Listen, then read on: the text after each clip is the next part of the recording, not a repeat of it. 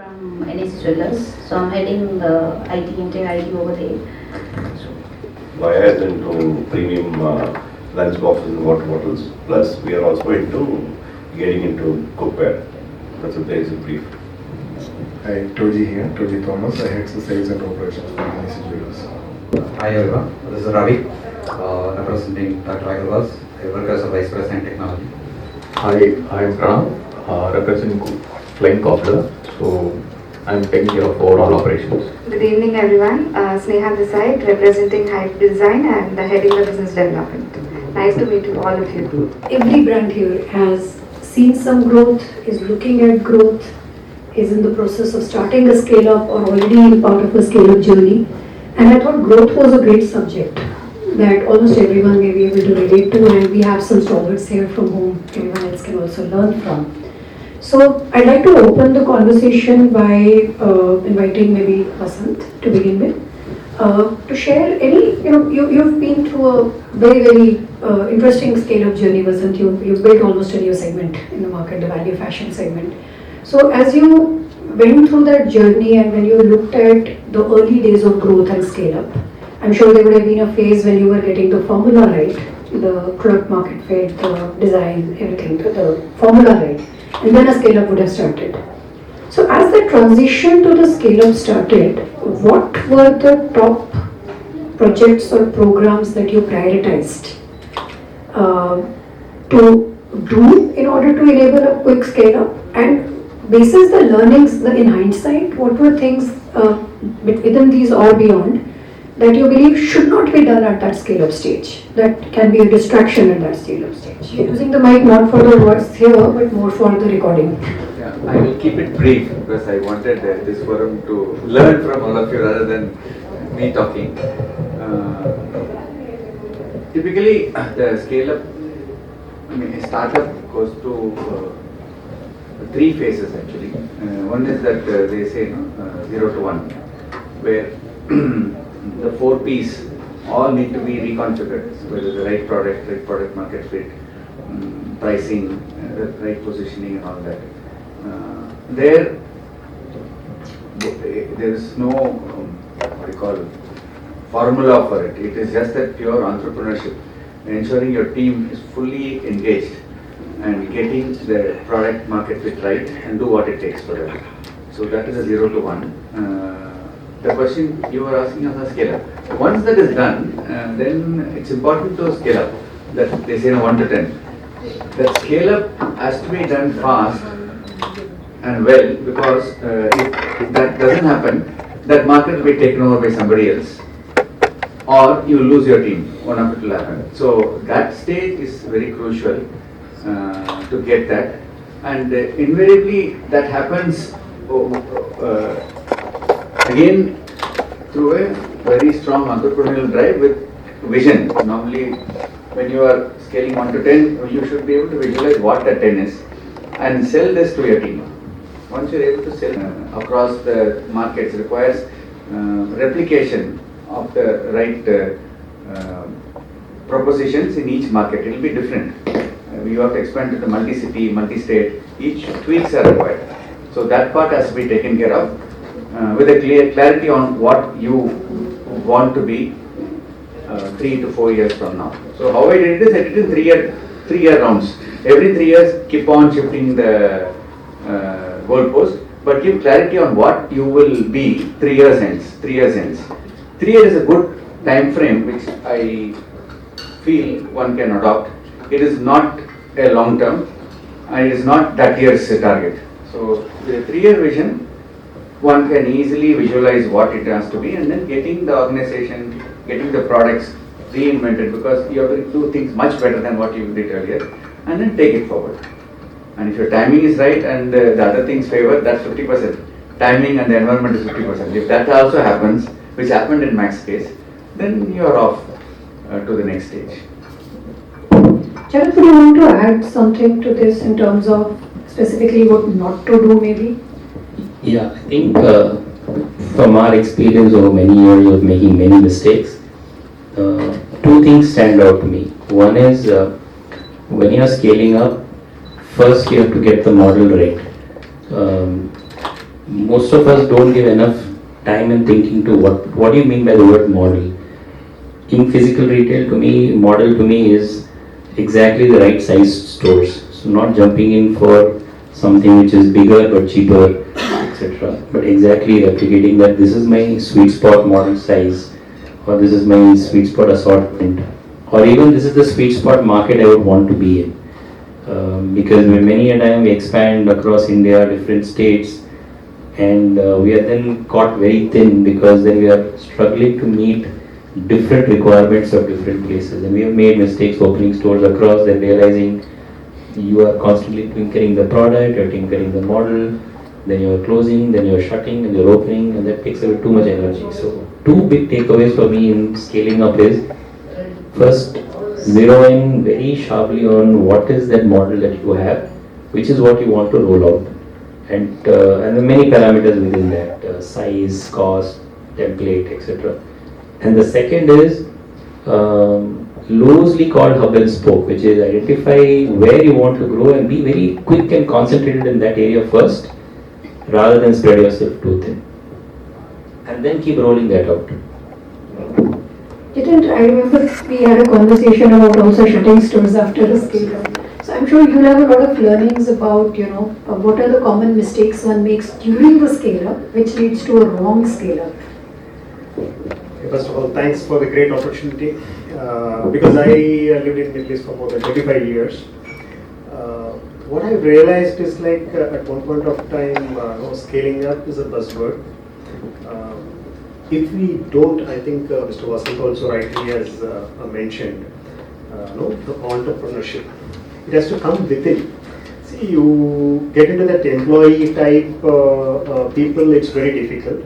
Because for success of any organization, especially retail, it's a 365 days job, 24/7.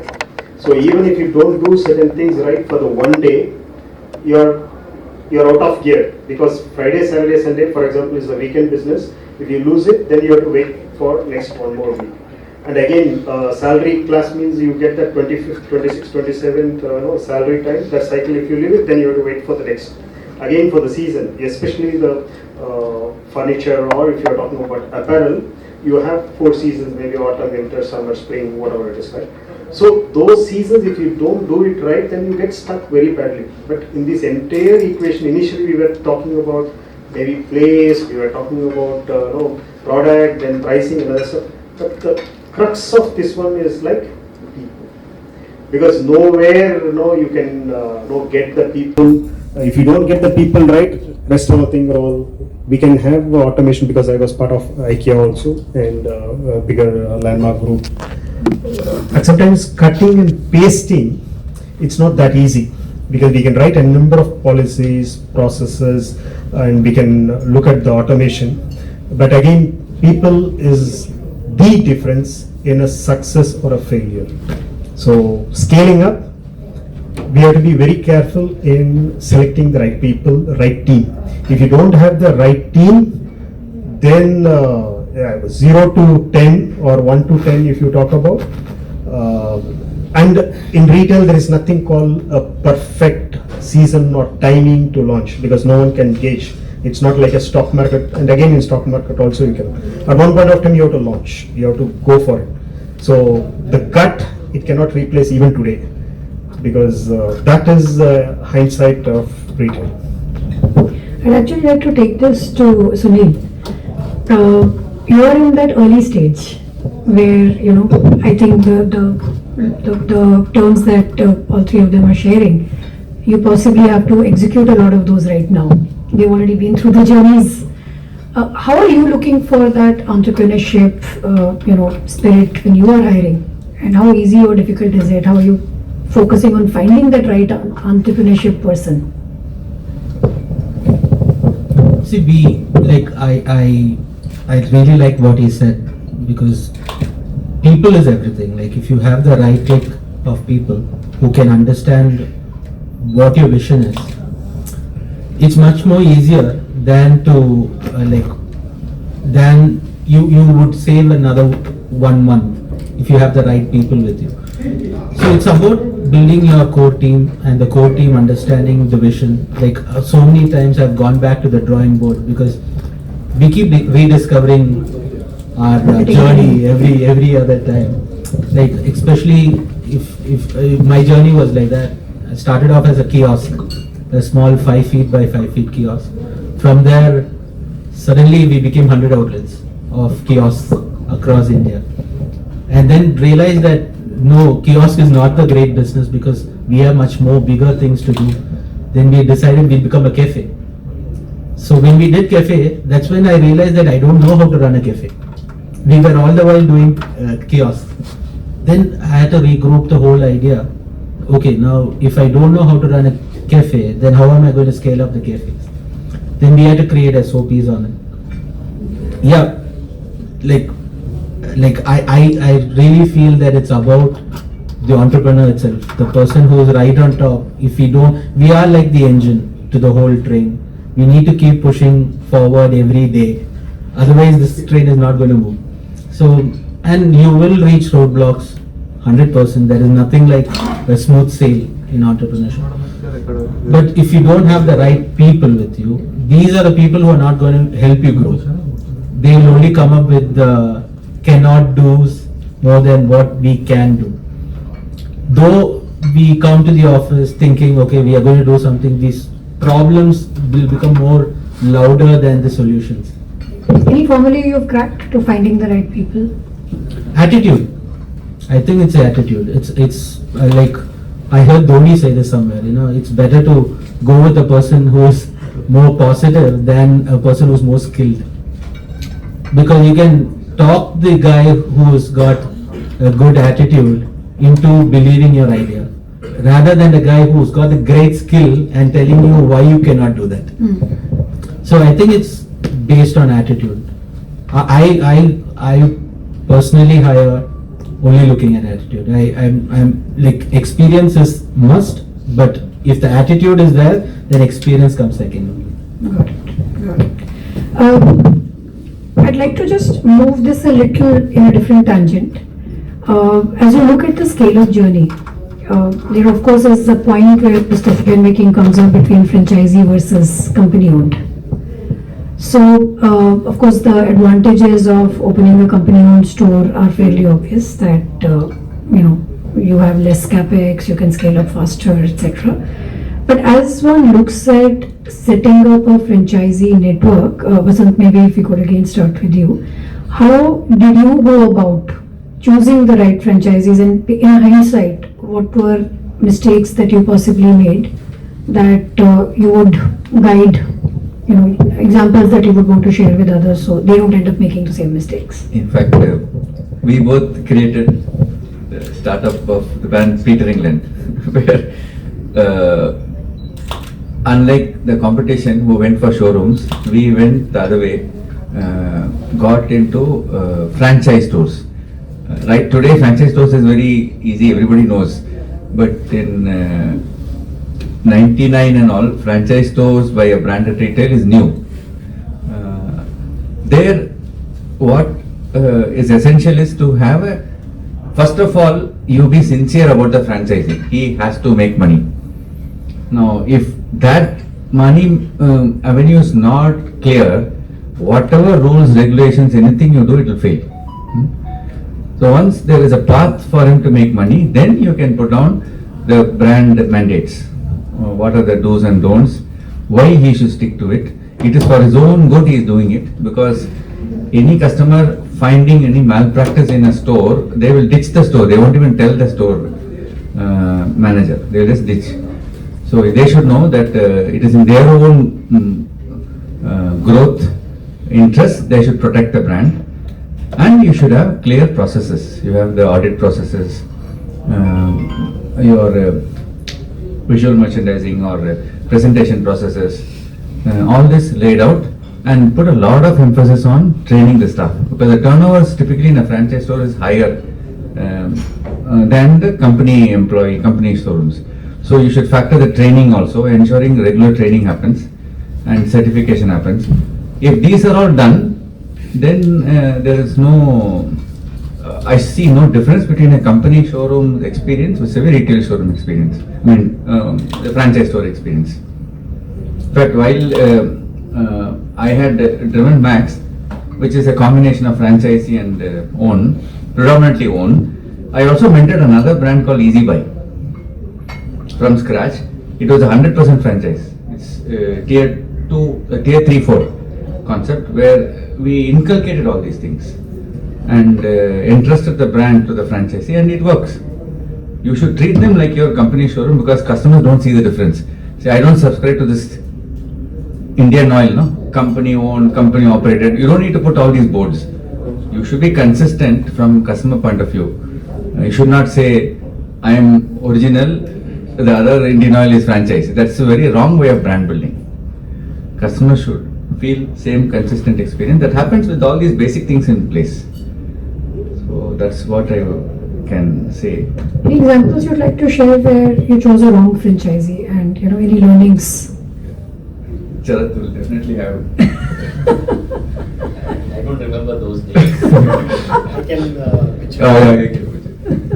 because maybe this is an example where we were, because I was a franchisee, because we signed in Saudi Arabia and Bahrain for Gap and Banana Republic is one of the biggest in terms of.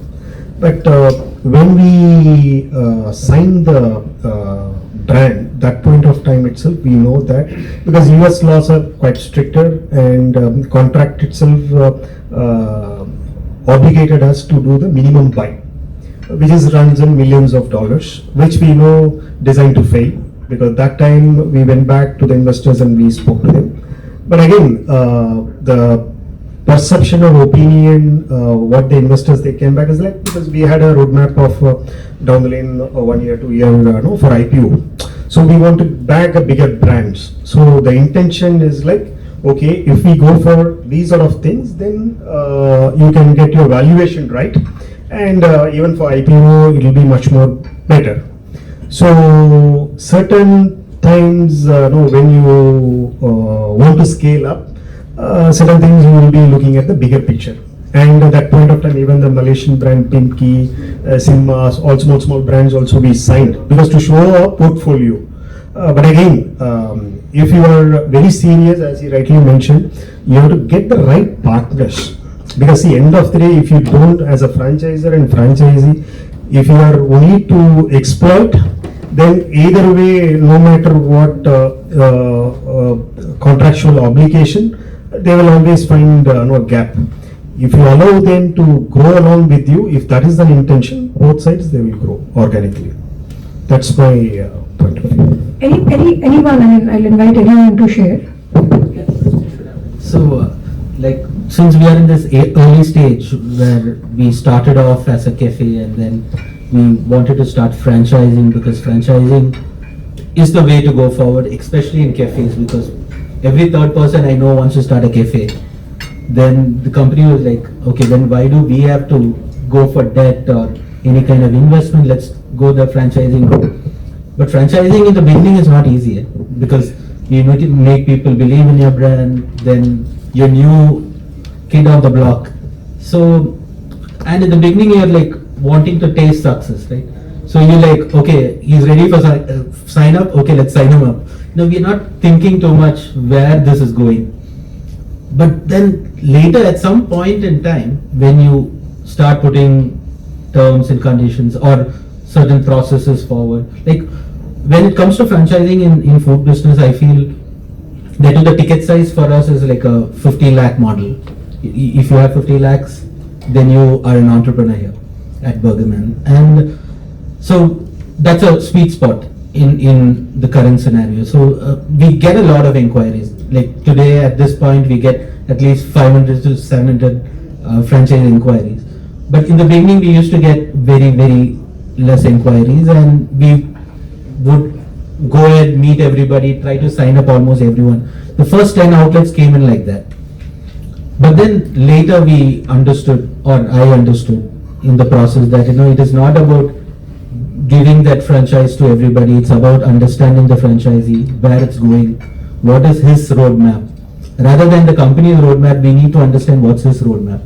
So then I started thinking very differently. Rather than, okay, let me franchise, that's not the point. Let me find the right franchisee. Let's find the right person with the right attitude. That's when the tide started shifting. I started seeing more success. It may be a little difficult in the beginning, but later the franchisee starts understanding that we start trusting them. Like I always tell my sales team, it's not, you should not try and sell franchise. You should try to build trust, and they should respond in that trust, and then we start working like partners. Like partners, we just want them to run the front end of the store. We'll take care of the back end. So they know that what their duty is, and we know. So once I started understanding that this is how we need to look at things, right? Maybe after the 10th, 15th franchisee, most of it is all perfect. But the first 10 are the troublemakers, who I have problems with. And also they've seen me grow. Keep this in this room. Yeah, we'll have to keep it in this room. But I think that's a curve. I've just taken that curve. I understand that the first 10 people you look at you like, okay, I've seen you grow, I know where you come from. But the 25th guy thinks about us as a person who we are seasoned players in the market. And yes, in the first 10 franchises, we were also learning processes. We were putting new processes in front. Like Wooqer. Wooqer came in only 6 months back. Before that, how are we taking care of this? It's through Excel sheets, right? That's an interesting one. When we look at technology coming in, and I maybe ask the IT guys in this room. So, in the growth journey, Ravi and Sriram, in the growth journey, and I'll keep it to maybe Ravi more. When should technology start taking a front seat?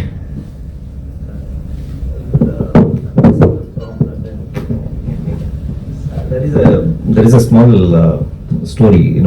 Some company started making dog biscuits, and they used an excellent technology, amazing process, and everything they did, and finally they created a biscuit. They gave it to the dog didn't eat it. So first you make a biscuit which the dog likes. So first find out a business, first find out a product, first find out what's your model, and then do that first. It's okay to do it in Excel sheets, to do it with manpower, to do it operationally. Find out once you got it, technology comes in for making it scale, making it sustain, to attract investments, to go into further models like franchise or anything related to it. So technology is always secondary. It's completely, I would say, like for the context of retail, technology is secondary because most of it is brick and mortar products that what we are having. That is what we kind of needed to do, right? So even if we go for I'm also managing a prop tech company, which is a property technology company.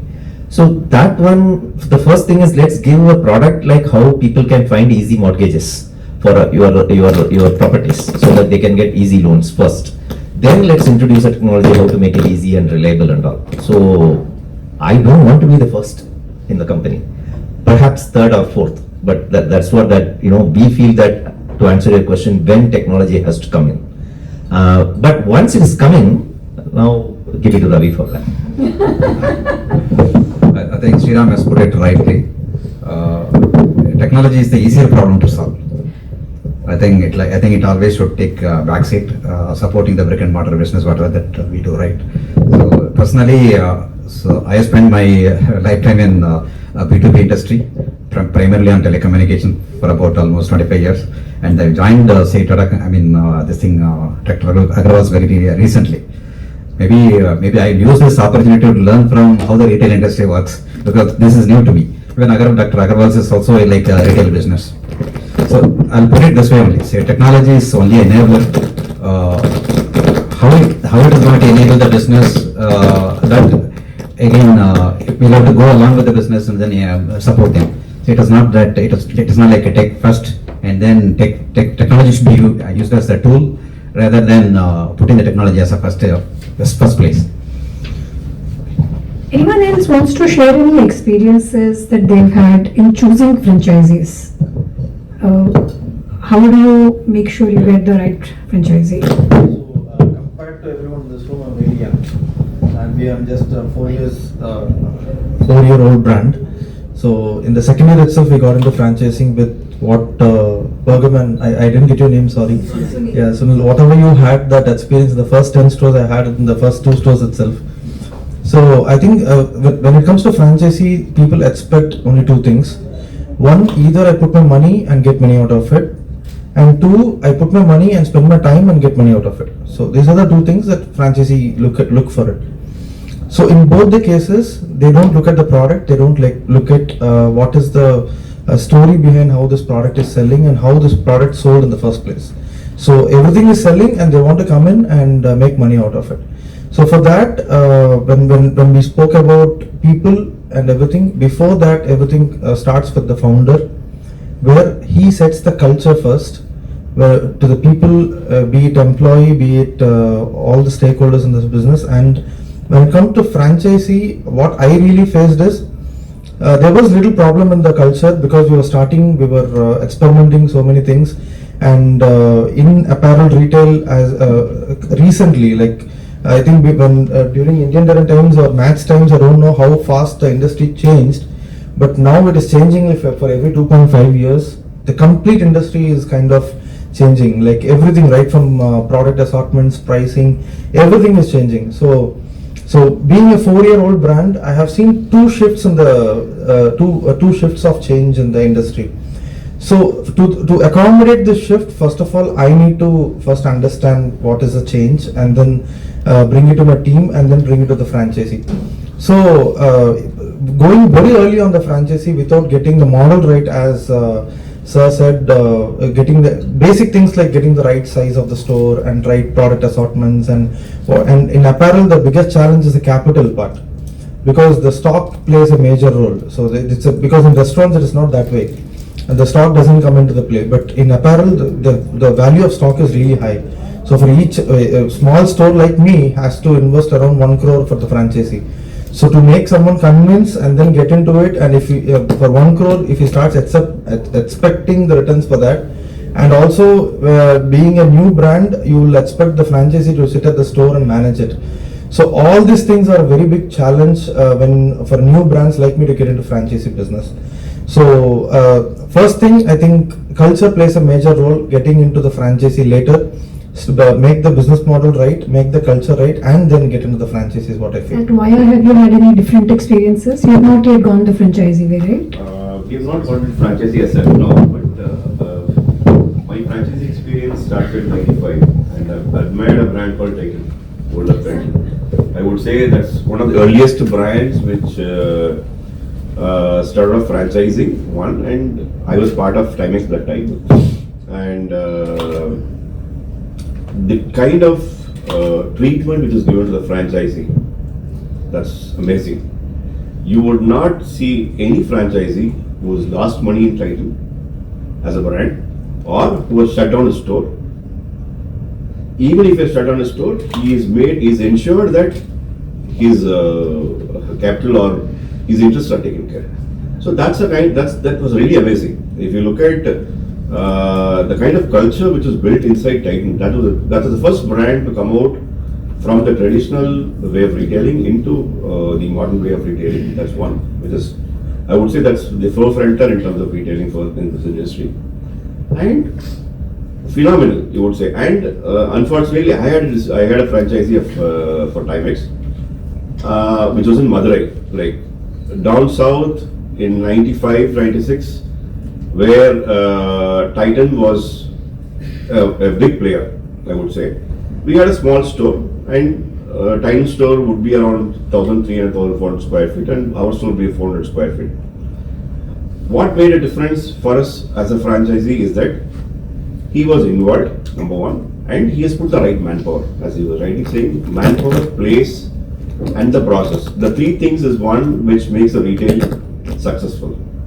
If you are choosing the right location, that's one. Second, the person who is managing it. Third, the process which is being controlled. The store is being controlled. These are the 3 things which is the basic thing. Any store and any retail has to be there, and the same thing applies for a franchisee also. That's where we are able to survive in that market. Like It was kind of a situation where Titan and Timex was together. One fine morning, Timex is thrown out of the system, like the franchise agreement got lapsed. So zero distributor, zero franchisee, zero C&F, nothing. The brand built again from back. That's how it happened. So that's where the process comes into place. And of course, people inside the system also was very strong in terms of the knowledge of the trade. That also helped us. That's what my submission is. Charath, when you look at building these models, how do you manage franchisee and company stores differently?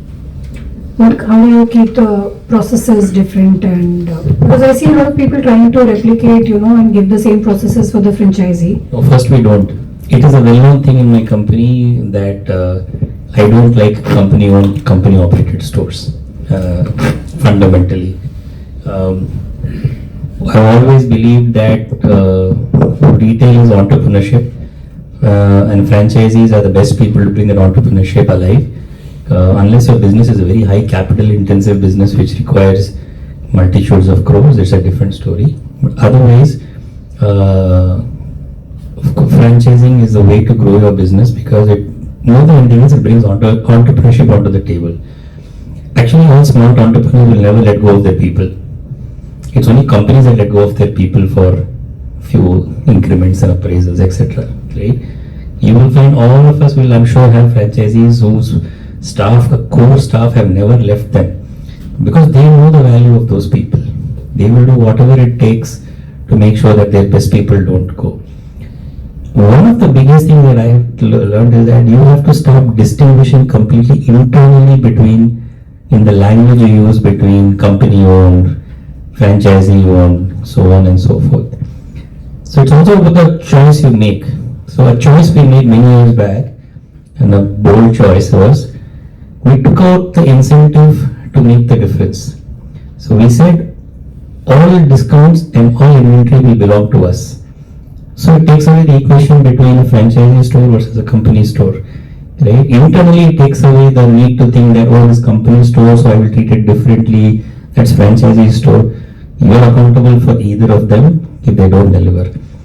And that's when you realize that the franchisees push you hard enough because he knows the value of money. And they're the ones who call for the maximum, they're the ones who interact the most with your head office teams for the right assortment, they fight the most. And that's really what you see that the company-owned stores don't come along with.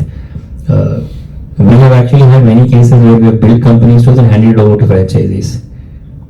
Which means we were making more money, but we gave it back to the franchisee because we said beyond the point, that's not our job. Our job is to invest in the brand, invest in the product, invest in the fashion, invest in the learning. Their job is to manage the customer. And that's the model we have adopted till date, completely. It's a very different take and a very good one. I genuinely think there is absolute merit in that. Anyone else is thinking in this direction of going? I would like to add. So as Mr. Charath said, that's a perfect thing. I do also on the same way. The first part of a business to grow is a brand to the brand with franchisee. And after that, once the first part of the thing has been done, settling of opening a shops, everything, the main play roles are the store peoples, that is the store team. What happens here is like brand gives one instruction which is a brand SOPs, and then what happens is the manpower when the franchisee comes and they will give a different guidance. So here the SOPs get clashed, and the finally the thing gets problem is the brand. Because brand is giving one guidance and franchisee gives something different guidance, so that makes big differences. Something like, for example, reconciliations, audits. When we talk about audits, first franchisee thinks, why does a brand come and do the audit for my shop? So thoughts has to change. That is a very important thing. And then controlling the manpower is very important. Like a brand will give support to give some kind of good trainings towards style and fashion, product, about these other things. and then franchisee people, they will have their own area managers. They will come with their own thoughts. No, you have to do like this, like this. So there is a huge contradictions with the brand operations and with the with the franchises thing. So that's a thing which I found with the franchises. So that is a big clashes is going on. These 2 points of view, a question that's coming to my mind is, where is the line that one draws? Because of course, the brand needs to control the customer experience, but at the same time, a franchisee is an entrepreneur. So he also needs his freedom to some level. So Charath, where do you draw the line when you... I don't think it's a question of freedom or lack of freedom or anything else. At the end of the day, it's not like a franchisee wants to run it dirtily or in a different manner, etc. They just want to know that at the end of the day, they have invested their time and money, and that needs to be valued. So long as you find an equilibrium about allowing that without making dramatic guideline changes, I think it is practical enough, right? At the end of the day, I mean, we can have endless debates about whether, when you have enough data to say, and technology will tell us the data that there are no customers in any store between 1 p.m. and 4 p.m. Do you need to run completely all ACs? No, you can keep lights on, but you need to keep at 17.6 degrees temperature right through. These are questions you can ask and say, can I be a little bit more practical? Correct? When a company does it, comes with a cost cutting, by the way. But when a franchisee does, it is breaking of SOP. So it's also about how you look at the same issue completely. That's the difference. I think you have to stop looking at it as a confrontation. That he is out to make 2 quick bucks and you are not out to make 2 quick bucks. I think it's, even if it's a company store, you're supposed to make 2 quick bucks, right? So that confrontation has to be removed from the conversation between a franchisee and this. And you have to value what he brings to the table. If they have good inputs to you, you take it. If you think their inputs are one-off, just anecdotal, then you can choose not to do it. But otherwise, I don't see any major issue about that. And if you treat it that way, I don't think it takes away the disincentive or the incentive either way to behave. End of the day, I think one big mistake I feel all companies make is this. First, decide why do you want a franchise? For his capital, there are hundreds of other ways to get capital. Going to a franchise entrepreneur asking for his capital is the last thing you should do. So I'm a very firm believer that you should never ask a franchisee to invest in stocks. Okay, you should ask the franchisee to invest his time in the best of his abilities and make him accountable for it, no doubt. But don't block his capital, block his time, block his mind. Make sure that he is investing all effort into that. Because you are passing on the buck to him by saying that, oh, you take the money investment, then all his whole life, every day is only about how do I make that money rotate, right? Then they will cut corners. Mark my words, they will cut corners. They will do things like they will try and do manual billing to make $2 on the side, and that's really when it starts slowly unraveling completely. So I think you have to take a view, what is the role of the principal, what is the role of the partner, and once you clearly arrive and demarcate that and make it clear on the table and remove disincentives for bad behavior, then you will find franchising is easy to roll with. Very interesting. The other thing we follow is stock market portfolio. If a stock market fund manager is told that you have to generate 20% return on every individual stock that you own, every fund manager will be in the red, right? So everybody says my fund has delivered 15%. There are others delivered 40, they delivered 2%, right? So you always measure a fund manager's portfolio performance by the fund manager, not the individual stock. Same logic, as much as possible, try and grow with the same franchisee for 6 stores. And be very candid upfront that there will be 4 stores where you are going to make ridiculous ROI, way above what we have agreed. And there are going to be stores where you are going to make way below whatever we have agreed. End of the year, we will sit together and look at it as a basket and then see what actions has to be taken. That works very well. I think he has rightly pointed out. For me, the way I'll be looking at is like, if it is a franchise, it's a single branded, then it's a different game altogether. If it's a multi-branded, then more dynamics comes into the picture. Because then the priority, because I've seen in my previous company where I worked,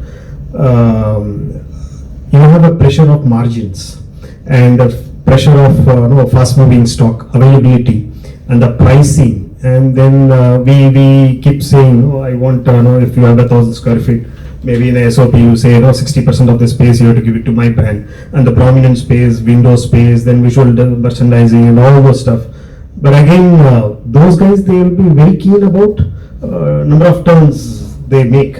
Next is like how quickly they can make. Next is like again, billing, non-billing, cash, non-cash, all those things comes into the picture.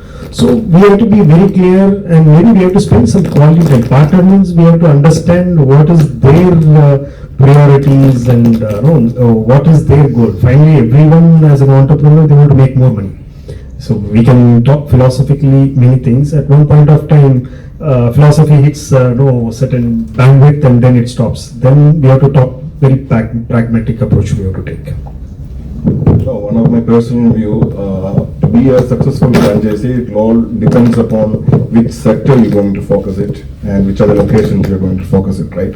So being a jeweler, so I know a couple of my friends are here, so you have to tell. So Titan has proved how to run successfully a franchisee pan-India, right? But when it comes to South, we don't have anyone, right? So when it comes to North, you got PM Gadgil in Pune-based, successful, super successful. They got 3 types of franchisee concepts. When it comes to Senco, they've been proved successful in franchising. But again, South, and we are a hub for the jewelry market, that's to Chennai.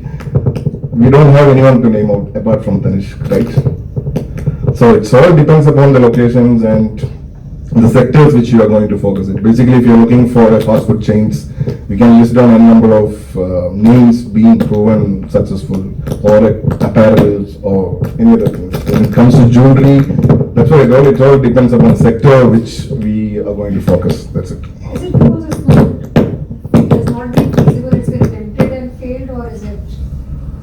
I think both of you have more seniors than Has it been attempted and it worked, or has it not been attempted? No, we have.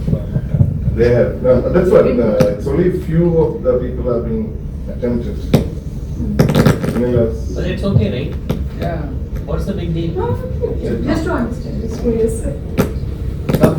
So Malabar Gold has a kind of a structure which is not exactly franchising, but they have 50 plus investors. They form a private limited company and sort of run the store in the same manner as a franchise. Maybe because the jewelry sector, the investment is too high.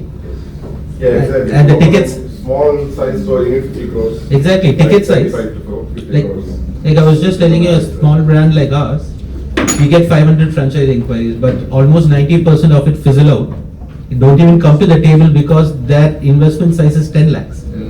So I was actually thinking, 10 lakhs, I can't even make my kitchen. Like, you can't even get the equipment. But that's the ticket size in India. Like, if you can actually make a franchise model which is within 10 lakhs, I think the mobile phone, you guys can, maybe the small stores, you get credits from the, but I don't know, when you start buying equipments and all those things, your investment goes up. I think answering the question is that your investments are very high, so you will only get the shakes from Dubai to invest. Any reason it's working in certain other parts of the country? That's what, we have only very few people being successful. So it's format. Format? Yeah. Completely format. Both the examples he has given, PM, Gandil and etc. are not large format stores. But Senco is a super large format. Yeah, They have maybe more so. than- It's again a choice. So franchise, it's a smaller. Yeah.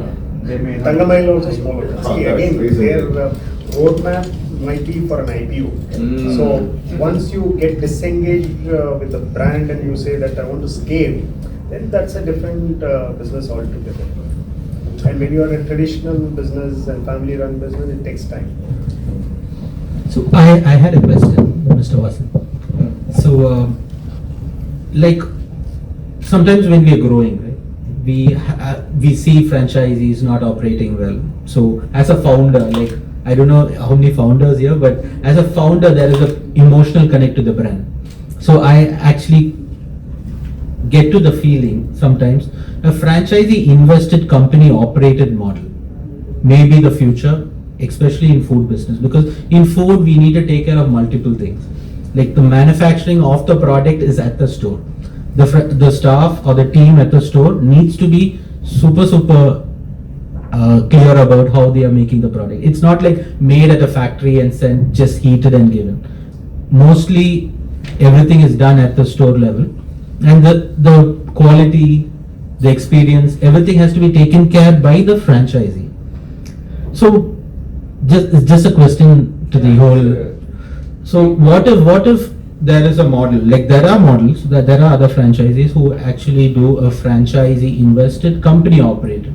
I know when company operates, the scalability, the speed will come down because we have to build a team to run the operations and stuff. But don't you think the quality, there will be a proper basement to the whole thing? And I feel there is more traction in franchising when it comes to franchisee invested, because most of the investors want a passive income. They are not in love with the brand. They are in love. They want to do something other than what they are doing currently. They may be an IT, like most of my franchisees are IT, in the IT sector. They husband and wives. Most of the call meetings, they come as couples. They're both working and they want to do a cafe. I'm like, are you going to be able to do a cafe? That's my first question. I can't ask them that, but over the meeting, I get this feeling that they may not be able to do the cafe, but then I don't want to miss the opportunity. But you just said that you should not, there are other ways to raise funds, but this is also a way. They have come to my table, we can close the deal, but I'm not sure if they can run the operations. There is a way we can also run the operation, but do you think that's a future? I don't know, I'm at that verge where I'm putting my legs on both the boats. I think Zudio is doing it very Yeah. Zudio is doing the same thing very successfully. Zudio startup. Zudio startup. Zudio franchise is the best example you can give, because Zudio startup, there's no dearth of capital, right? Yeah. But their model is franchisee invested company operating at that scale. So I think the answer is this: you have to decide what is the most important part of your business. If you say it is the cooking at that point and etc., you feel that control over that is important from the customer experience point of view, then find the model which suits. That's what I said. It's very important to early on understand what's the operating model which is important. In this case, if that is the most important thing, and by keeping that under better control, you will be able to deliver the right customer experience, then that's the model you should build and look for accordingly. I also face the same problem. So it is not about what the brand owner needs, but the people who are interested to invest nowadays. They are coming as, like if say there are 100 people who are ready to invest, like 80 people are looking at it as a passive income only. Yes. So they are looking at that way. All 100 are. By the way, all 100 are. Don't assume that the remaining 20 have some altruistic requirement. They don't. Okay. They do want money at the end of the day. They are willing to give a little bit more of their time. So the difference between the two is only that because I'm not also giving my time, I'm willing to accept a slightly lower return. That's the only difference. And when you said try to block their mind rather than the capital, but if they don't block their capital, they will not be able to block their mind. Not necessarily. I mean, I have. You actually find people with amazing attitude who have only sweat equity to offer. They may not have the capital. Can I ask a question to all of you in the room? If you had a choice between taking a fabulous store manager whom you know and making him an entrepreneur to run your next store versus some random guy who comes and says, here's 30 lakh rupees and I want to run your store, which would you pick? Store manager. Why? Because he's already equipped with all the He has no money. So what? I mean, I'll put in my vitamin and. So that's the answer. Yeah. See, the model which you're thinking about, you have more responsibilities here. The growth will be slower. Growth can be faster because getting your teams today, India is with talented manpower. By the way, why do you want growth? No, that's a misnomer. That's a misnomer that growth leads to money. Growth may not lead to any money. Expansion is a growth and Yeah. expansion. There could be an end goal, probably like. Nothing. I think the first thing you should ask yourself is that every increment also should give you more cash flow. If it cannot give you that, then growth is irrelevant, it's a hypothetical statement. Even the IPO guys will dump you after the IPO, right? Till the IPO they'll say growth, after the IPO they'll ask cash flow. So this is another mistake we all make in the retail business, saying that, oh, we have to grow every year. Of course we have to grow every year. But I think the first thing you have to ask yourself is, am I generating more cash flow next year than this year? If I can do that with my existing store or existing few stores, I should do that as much as I can, and then worry about the next store and the next store and the next store. Otherwise, cash flow. Profit is theory. Profit is theory, it's only on the books, no? The only person who sees profit is the auditor at the end of the year. Correct? But cash flow is the reality of the business. In retail, cash flow is reality. You were almost getting to warning me. Your responsibility is that you didn't complete it. Yeah, exactly. Like the becomes bigger and bigger because he's coming in. He says very clearly, saying that boss, I have money. I can't. There's no time for me. I will invest. But what does my MG? What does my minimum guarantee that I will have a return on whatever I've invested? So it is a model. There are brands which is in that model, but how scalable is one thing which you have to look at, and managing that store or a cafe or a kiosk. I don't think there is a scarcity of manpower. There are people. As everyone is rightly in the right page, saying that getting the right manpower, training them, putting process on place, I think we are done.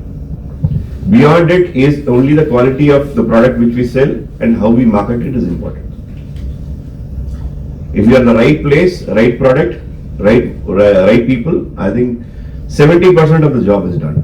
Beyond it is not in our hands. Like probably like nobody expected COVID to hit, and most of the retails was affected. The physical retail is the first was got affected, and lot of brands had to shut down. Lot of brands has to downscale. Lot of brands have to get in external investments or drain out their current whatever they have in hand. They had to survive. That's what happened. That was not in our hands.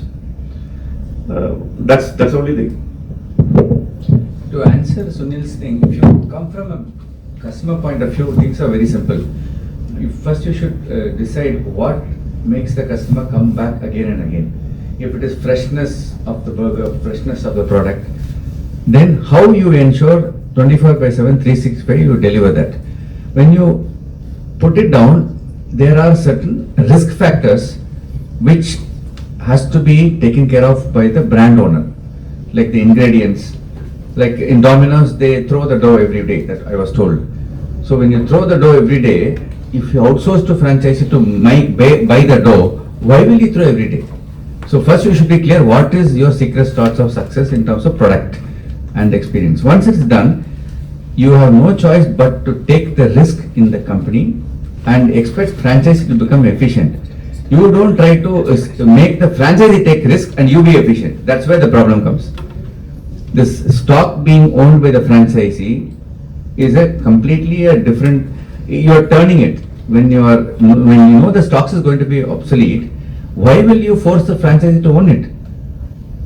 It's a wrong way of doing it. The right way is you take the risk, and then for that you have to ensure that the right systems you have, the right supply chain you have, and you make the franchisee do the rest, which is customer facing, store experience, customer connect. Those things he'll do very well because he's local.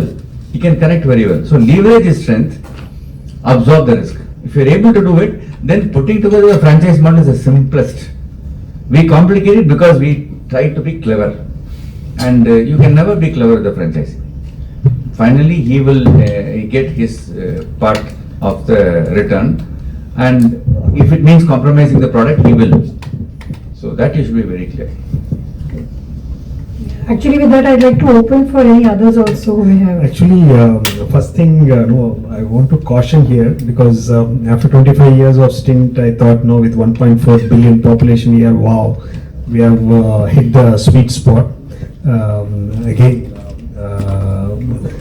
getting the right people, it's very difficult. It's very easy, it's a lip service, again I'm telling you, because I'm the interview panel, many of the company, whether here, Middle East or wherever it is, like out of 100, even selecting one at sometimes is becoming difficult. When you see the same guy in front of you and he is coming back and sitting with you, then you will be introspecting whether are you good and capable of interviewing the people. Because with so much of experience and with so many challenges you have, the come of age, the face, what you are seeing in front and then besides you, it's different. So that's my caution, because in India, many times, because thanks to internet and thanks to AI now, they can give you beautiful resumes, whatever you want, and whenever you want, and whatever you feel like, they will give you a bespoke CVs. So that's a caution I want to tell you guys. Thank you. Question back to you, sir. The thing is, what are you going to do for the future? Because you're talking about the people you have interviewed. But as in, when I see the younger generation, it's getting tougher and tougher to get the mindset first. Skill is the next level. Like, I find it very difficult to get through the mindset. They hold an attitude of, I know it all. And I still hold an attitude of, I need to know more. I think people who sit here all come from a place. I think people who. So everybody here are willing to learn and grow from each other. But when I interview someone who's fresh out of college, we are talking about a franchisee who wants to take money. I'm looking at an employee who has not even seen anything as an experience, having an ROI. I invested in my MBA degree at like 12 lakh and 13 lakh. I need a CTC of like 20 lakh. I'm like, hold on, you hold an experience, what are you talking about? No, I paid for it, I want to take it out. And they are blunt. And they like, I don't know how it's gonna go. So I have this question of what would you have cautioned me, I take it. But what would your advice or suggestion for us to see the future generation? Or because we will fail, that I'm sure. Because there's no way that we can succeed, because that's how it's gonna come. It's going to be test and try. How much of our experience we all hold, it's going to be, I have to figure out only when the person comes on board. So that's where it is, and that's something that I see in the future. So I would leave it to sir or anybody for that matter to tell what do they think about it. In my previous stint also, Bangalore again is an IT hub. I'll give you a classic example. I want to take SAP consultant, okay, SAP specialist or advisor. So the candidate, we have released the ad, and the candidate, they came, more than 100 resumes came. I filtered, finally best of 5. Okay, then whatever we have put it in the job description and all those stuff, the guy has perfectly fitted there, and he came back, and we were discussing during the interview. He worked maybe 2-3 months in the SAP environment or ecosystem. Okay, he was there, and he was drawing around 5-6 lakhs. And during the interview, when I was asking him a couple of questions, he was struggling. Then I thought, okay, fine, the attitude might be good. Maybe we can give a try. So I asked him, what is your expectation? He was saying 18 to 20, it's okay, sir. So the question is like expectation gap. Again, the main thing is like, are we true to ourselves? Again, what you have invested, what we have learned. Again, by mere being a graduate or an MBA, that skills, again, we can ignore the skills, we can keep saying, but again, the minimum skills, if it is not there, it's very difficult. Today, I don't know how many of the graduates, they can come and give a presentation, or they can speak at least a decent English, or they know their job. If you talk about, for example, a BCom guy, whether he can draw a P&L or can he define what is trial balance. These are all not technical ones. These are all basic questions. So when they are not aware of it, then something we have to introspect and we have to start looking at what we are looking at. They are very much bothered about, okay, fine, my colleagues, no, they are taking 20, so I also should have a 20. But we don't know what is the background of it. So yes, again, I won't say it's a failure, because finally, what I have understood is like after moving to the leadership positions, we have to be humble. We are dealing with the humans.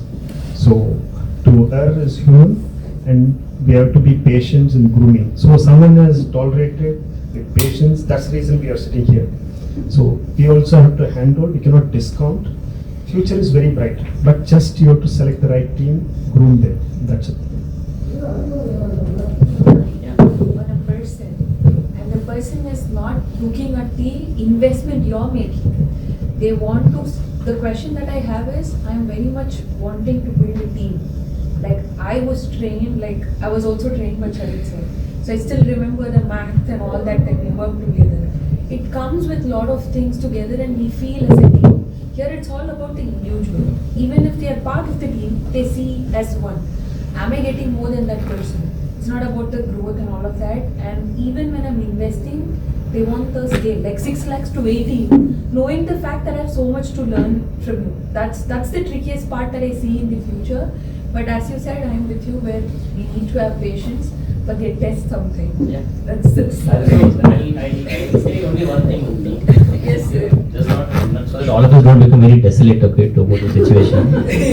See, so the good news about having 140 crore people is, statistically you still get 15-20 lakh people who are very good, brilliant, and you will get statistically another 15-20 lakh people at least who are fairly okay. 1 crore के साथ पूरा काम चल जाएगा India में. That's all you need to worry about. I'd also like to However, you have to be clear about one thing. With due respect to all the people from the HR fraternity in this room, as operating people, you have to also take on a very big responsibility alongside with them in investing your time to get the people. And we can't just leave it to them. It's tough for them too. But you have to handle and go together and say it's a common objective.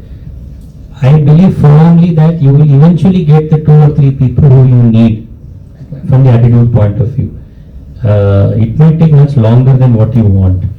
And but if you're not in that desperate growth requirement of saying, have raised money, need to show 2x next month, if you're not in that phase, you can actually go about it in the right way and build your team. So long as that is not there, that's fine. But smart entrepreneurs won't waste time interviewing. They visit as customers to multiple places and leave their visiting card. That staff will come. And at any salary they'll join. See, first the person who's into the company whom they are going to join, the employee should know that that employee is going to learn a lot. Okay. If he asks premium, it means he says that I'm going to join at that company, I'm charging 3x. That's what he means. So the interview should not waste 1 second, and you have to be shown the door. So these two, if you do, don't stick to your current talent. Go out in other allied industries, you'll get talent. Second thing is, don't allow a candidate to put premium and indirectly putting down the company. He's a wrong guy, you just show him the door. If these two you follow, no, very soon you will get your talent abundant in India. Because people will start knowing about you. That here is the company or here is a person whom I join, I'm going to learn. Then they will be ready to come to you. Okay? And the other guys who are trying to do a fast one will also stop applying to you. These two will happen. On this aspect of getting, there was a question I couldn't see you on that. One of the tips that I may say that, see, when we were getting interviewed, when we were getting selected by our prior generation, right? Certainly, the new generation is not like us. But one mistake we are doing is we are following our forefathers. Mm. We are doing exactly the same thing what people used to do while interviewing us. It will not work. I will tell you, a man looking for his wife or a girl looking for his husband, 30 years they will live on an average together. How much time they spend choosing their partner? Now you are selecting a person who will work 5 years with you. At least 1/6 of the effort that you need to put, right, in order to get it. So it's spending time. If you want to take 4 people every year, you should directly or indirectly interview at least 400 people. I'm not telling that you should sit 30 minutes, 400 people, every day 30 minutes spend. No, as he said, indirect interviews. You meet people and then you do that and things related to it always click. I don't know from the statistics how many of us, maybe the leaders can say that when it comes through a reliable referral, that hire always works. And we don't spend time in interview at all during that time. The skill is not being evaluated. The attitude is not being evaluated. It just works, right? So that is the connection that what we need to have. If you don't have any connection in the industry and purely depend on the HR team or the outsourcing partner to hire, you have to do 400 interviews to select 4 people. There is no other choice. And obviously as a human, you can't do 400 interviews a year. Second thing, one of the next tip, with respect to the new generation coming for interviews, make sure your subordinate position is being interviewed by your boss. If you don't have that guarantee from your boss, then you cannot be succeeding with that person. It has to be a cumulative decision between you and your boss in hiring a person who reports to you. Because most of the people don't do it. Your boss has an obligation, he has a part in that hire. He just cannot say like you hire your subordinate. He has to spend at least 20 minutes with a candidate and then see and give you input.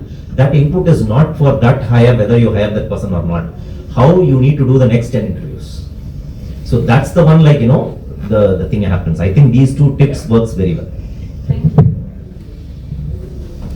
Anyone else has any questions that you think, or any challenges you may be facing that you think this group could potentially help answer? Mentioned entrepreneurs do not let go of smart people. So is there a specific secret sauce? Like how do you, maybe you can identify, but retaining is becoming a very big issue in this generation. So what could be the secret sauce to retain such people?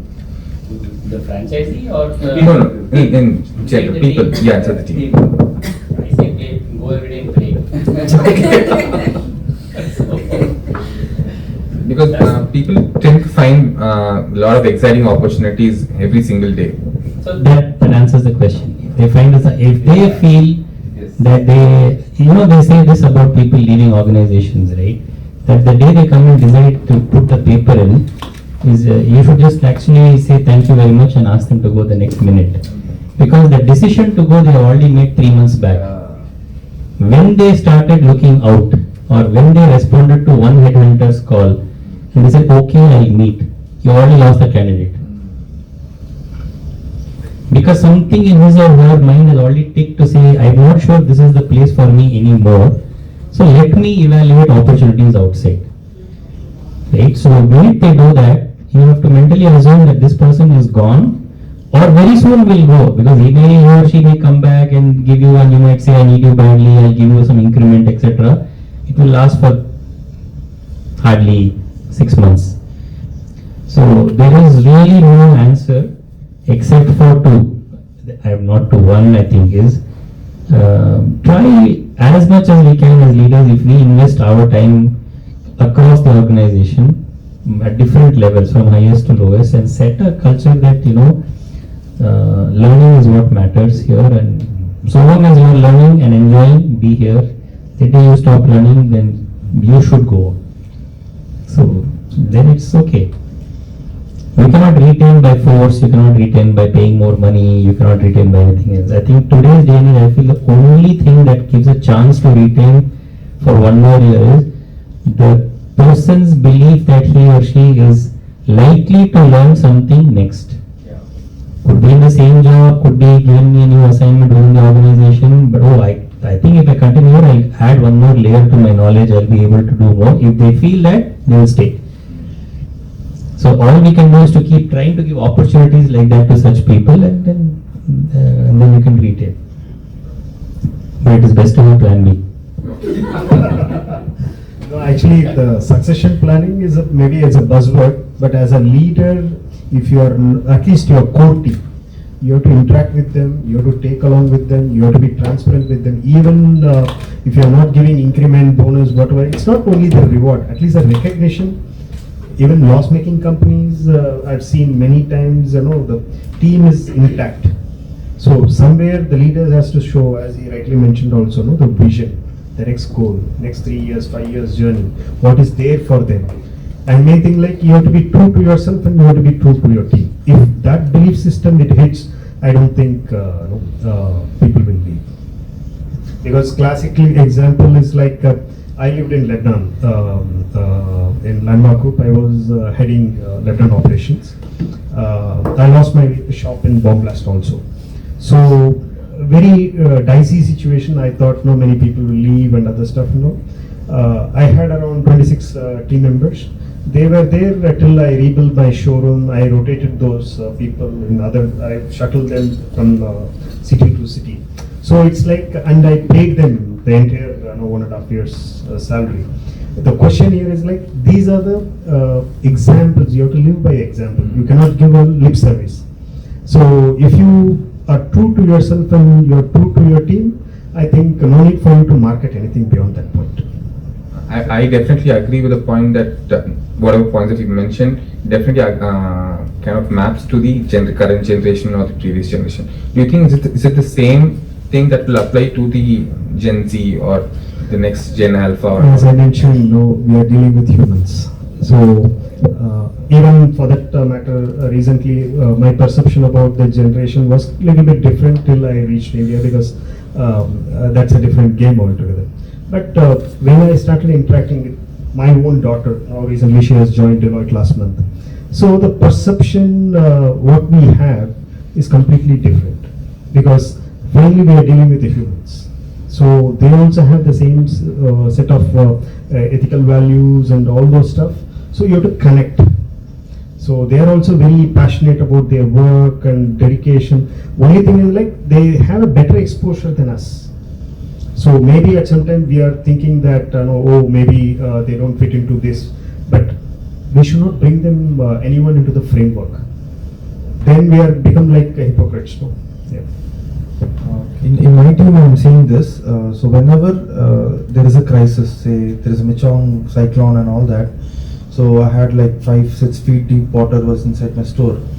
So in that kind of crisis, my team, when I am getting in the field and working, people are ready and coming. They are working like day and night and doing the crisis management. And once that issue is over and I'm focusing on either sourcing or marketing or anything, and when I'm not on the field, their behavior is completely changing. In front of an HR or any other department, they're completely, the behavior is changed. So, and if again I step in, their behavior is different. So how did you handle as a founder, like? Maybe they seek attention, which Okay. they are not getting from. You're the one who's going to play, so it's just Yeah. a human nature that I just have to perform. No, what I'm trying to say is maybe even if the leader is right in making the team intact and keep working, if the other departments say, with all due respect to HR, if the HR department is kind of negotiating with them in a different way, maybe we will lose those people, right? When the founder doesn't look into that, and most of the times they will not have that much of time to bandwidth to look into that. If the HR department is not strong enough, I think you will lose good people also. Not only about the leaders, I think. I think it's mostly the manager of the person. Yeah, The primary. it's very, it's a primary. well-known All statement basically that- boils down to Yeah. two things. One is that how someone is taken later and what they get. Okay? Just the two simple things. And I believe it is essential responsibility of leader to often check into the whole hierarchy of work. Yeah. That is more important. You can connect the EMPs, that is the employee, to understand what are the pinch points. There are some aspects they are not able to communicate immediately with their supervisor. Probably they are very well easier to communicate with anonymously. So when we start getting connected to the people on the lower level, you will know there are much more avenues that to drive the productivity. Yeah. That's what Absolutely agree with you. That's agree. Completely. In fact, just to share not a tip, but what something we follow as a practice now. We actually take one employee from our franchisees onto our roles at the end of the year in the retail team. So the best performing, so actually my franchisees know that they will eventually lose one of their best guys. But they are very delighted that that guest guy is actually being hired by the company. So many of them actually are fighting to say who will be the person. The second thing that we did as an option and to maybe this is another thing you can look at is all of us are struggling with finding planners and buyers. Right? It's a very the most exotic creature today. Right? So we realize it's a big struggle to find people, and it's going to always be a challenge. Right? So some of the ways we're mitigating it is in a warehouse. We have given things here every year. One of the best guys who shows the maximum aptitude towards data analytics will be pulled out from there into the buying team. So internally in the warehouse now there is an internal fight going on to say who can be the best master of data analytics. They're learning on their own to say, because they will know that once in 2 years they will be pulled into HO into the retail buying team, and that's a much bigger role for them to do. So you have to try all things possible to look inward, look in your partners and get, otherwise you will spend 400 interviews. That you should do in any case, but apart from that too, it is going to be a big challenge to get people. And sometimes it's not too bad to be seen as a training ground. You know, rather than lament about it, it is okay to recognize the fact that maybe you are a good training ground, people come to you to learn and quit in 3 years' time. So, I have many cases like that. Right? We are the training ground. People come to join to learn for 2 years and quit and go. So I tell them it's fine, you learn, at least for 2 years you do a good job out here and serve our purpose, and then get a much better job and go somewhere else. So, it also can be a motivating factor for young children, young Gen Z or young people to join this company, because it's fine. That's how HLL management training program was. Yeah, HLL knows that out of the 100 people they take every year, more than not even 10 will last 2 years, but they only want 10. In fact, one interesting insight on this subject came in one of our visual merchandising meetups, where the VM teams are also, of course, struggling big time with hiring with talent. So the Titan team actually, I think, shared this, where what they shared was that we look at people who are not core. So skill is not the most important thing. Skill can be acquired, but the attitude, as you mentioned. Look for people with the right attitude and aptitude. They have a visual acumen. They are, like one of the people was sharing that she looks at people's Tetris playing skills, and that tells how you can do space planning in a way, because you have a spatial thinking process. So she's looking at Tetris, she gives them a game of Tetris and says, let's see you play. Or a couple of other games also she was mentioning. Plus, I've also seen even in our domain, because tech is a very hot world and the supply-demand mismatch is humongous, we found if you can find someone with the right attitude and aptitude who is not yet doing this, you may be the one giving them that break. And I've used it. I used to be a banker before this, and I've used this in my banking days also. I would get salespeople from operations, from cash services, because those are the people who will connect with you and who will want to stay with you because you are the one who gave them that break. Whereas someone who's already doing this somewhere else is going to move only for money. Then you need something a lot more to offer. But just very shift into, maybe you are doing a store management role and I can give you an area management role, or as you were mentioning, from warehouse to buying. So those are the stronger motivators which attract people with attitude and aptitude. And that is possibly the best hires I am seeing. Something I want to does the other way work? That is, you said we hire franchisee staff into the company. What if to run the operations in the manner the company wants? What if the company hires the manager and put them on the role there, and company pays the... That too we are doing. For many franchisees, we are also doing the reverse, where we are saying we will interview the store manager, and that store manager's cost we will reimburse to you in actuals. The rest of the staff is your hire under the team, but every store manager hire is only ours. You can't even let him go. They are on your payroll. No, they are on the payroll of the franchisee, but we reimburse him, and he cannot be let go without our permission. Right. So how is that working? Very well. Is that a proven model? Yeah. I mean, nothing is proven. That's the first truth in retail, that there is no truth. Okay, each one has his own truth. From the food industry, you take Aggarwal, they have their staff anywhere across the globe.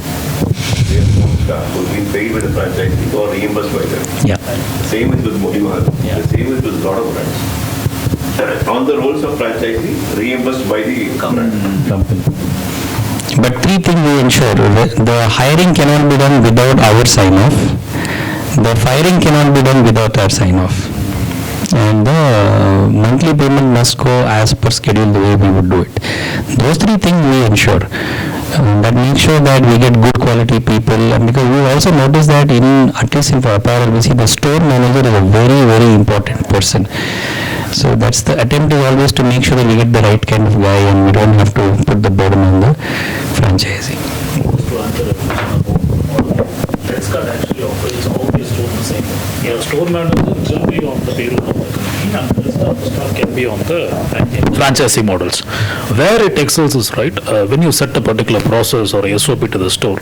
Now the store manager knows that his job is on the line, and it is primary responsibility to ensure the process is being adhered, even if the franchisee is trying to deviate it. So that is what really helps, and it is working for Let's Cut very well. So the processes are better. Hit two birds with one stone. If the money is, the paycheck is given by the franchisee, there is a team bonding that happens within the team. Right. He is inclined towards that. If the same paycheck is given by the company to that manager, the manager thinks he is cut above the rest. He then starts monitoring the franchisee. So then there is some trust issue. So this is a brilliant thing actually. I think that's a better way of doing it. In fact, another model I've seen really work. Yes. One really good model I've also seen is where the store manager, so this is in a company-owned store setup or a company-operated store setup at least, that the store manager gets a percentage of the revenue, of profits. So that way, some of these companies which are doing this model are actually able to retain the store managers for very long periods of time. Because the more experience they get, the more they sell. The more they sell, the more money they make.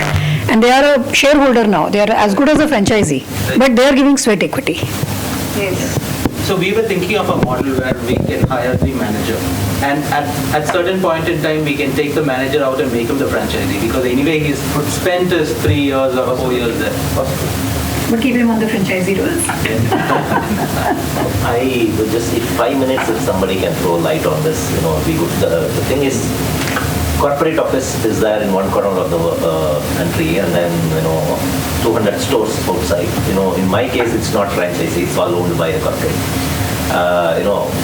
Though like it's an eye clinic or eye hospital, it's fine. My question is, there are kind of a nuisance fraud happens, which is not biting your profit, which is not biting your cash flow, but which bites your auditing and compliance. Right? Perhaps the surgery happens on 31st. They already met the target, so that they put the bill on first. It's okay. I'm not losing anything, right? But it's a compliance related issues, which are happening. So in these kind of things, do you go only to your tech team? Hey, try to fix it. Or is there any other way around? Because in this way that there is the one single team who can solve this problem is surely the tech team. But it's too much for them to fix, because the tech runs behind the other things and not this. Yeah. No, trust me, Sriram, they will find a way to beat the tech. Okay, it's ultimately humans who build the tech. They will find a way to beat the tech. I would say first you have to go to the operations people and understand why you guys doing all of these things. I mean, what is leading to this whole thing? What is the source of this? So if you disincentivize bad behavior, automatically the problem will get solved. Currently, there is no disincentive for bad behavior in your setup. It looks like that. There is only incentive for good behavior. there are, but only when it will come into play only when if it bites your profits or. However, there are certain cases in our industry where I will advocate strongly to do certain things like this. Actually, you are disincentivizing for good behavior. Because if he books the sale, you are not maybe giving proportionate reward. Also, if you have to pay GST, it is okay now to bill on the 1st instead of 31st. You will save 20 days cash flow. No, actually, if your process is robust, no, see, it's not necessary that everything system. Because when we didn't have with the 386 and 486 itself, we flew rocket. So it's not the system. If you have a process and the culture, you set it right, then it's not an issue. Because it's now, if you are saying on 31st, someone is booking on 1st, then hand in glove, no, it's a complete, your ecosystem itself, it's they know about it. Only maybe you don't know. So the question is like, we have to be transparent. See, end of the day is like why they are doing it. Because as he rightly mentioned, if you are creating a stress of even achieving the target, then that is not right. So you have to be transparent. Maybe you can have a chat with your leadership team or your team. More or less those things, it can be fixed. It's not an issue at all. It's not a tech issue. It's more about culture issue. You mean to say that this is kind of a handleable issue? Absolutely. Right? Absolutely. And you should not tolerate. See, end of the day is like you give them a leeway, discuss with your team what it is. Really, if it is an incentive, just fix the incentive. If it is a target, fix the target. Give them the benefit for next 3 months, a transition zone. You pass it on. Be a little bit liberal. So once they fall in place, then everything will be okay. Because it might lead to other problems because you are thinking it's a tip of an iceberg. Because earlier we had these sort of issues also, booking for next month. This teaming and ladding concept maybe not only in revenue, in expense booking it can happen. So a lot more are there. So expense booking, then you are undervaluing your P&L, lot more are there. So you don't think it's a small thing. It's a cultural issue. I think we should nip it at the bud itself. We'll follow, basically, though like we are in healthcare, there is a service, there is a supply chain, there is a customer. In this case, it's a patient, right? It's pretty much a retail model. Though like only the services are different, various regulatory things.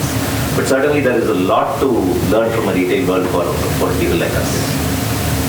I think we'll continue more conversations over coffee. But we just wanted to make a quick announcement. I think Sonal will take the helm of it. Firstly, thank you all for joining. I hope you had a great session and have learned from each other.